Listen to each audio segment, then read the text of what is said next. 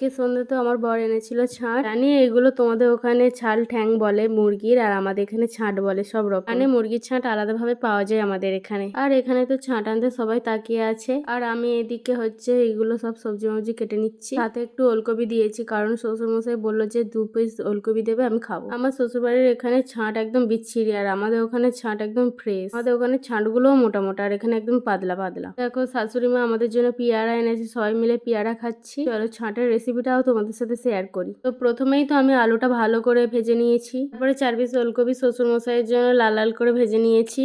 তারপরে পেঁয়াজ টমেটো ভালো করে ভেজে নিয়ে লাল লাল করে তারপরে আমি দিয়ে দিয়েছি আদা রসুনের পেস্ট। আর আদা রসুনের পেস্ট দিতে তো দারুণ একটা গন্ধ বেরোচ্ছিল। তারপরে আমি দিয়ে দিয়েছি হলুদ নুন ঝাল, ভালো করে নেড়ে চেড়ে আমার বর ছাঁটটা ঢেলে দিয়েছে কড়াতে। এবার অনেকে বলবে ছাঁট কেউ খায়, কিন্তু না, আমাদের এখানে ছাঁট অনেক সুন্দর টেস্ট। মুরগির মাংসের থেকে ছাঁটটা বেশি প্রিয় আমাদের। ছাঁটটা তো দিয়ে ভালো করে নেড়ে নিয়ে এবার কাশ্মীরি লঙ্কার গুঁড়ো দিয়ে দিচ্ছি, কালারটা একদম লাল লাল দেখাবে বলে, আর ঝালও হয়েছে সেই রকম। আমি একটু চাপা দিয়ে দিয়ে কষছিলাম যাতে কষাটা তাড়াতাড়ি হয়। আমার এদিকে ছাঁট কষানো হয়ে গেছে, আর এদিকে শাশুড়ি মা হচ্ছে ছাঁট তুলছে, মানে সবাই খাবে বলে। তারপর জল ঢেলে দিয়েছি, আর আমার ছাঁটের ঝোলও কমপ্লিট হয়ে গেছে।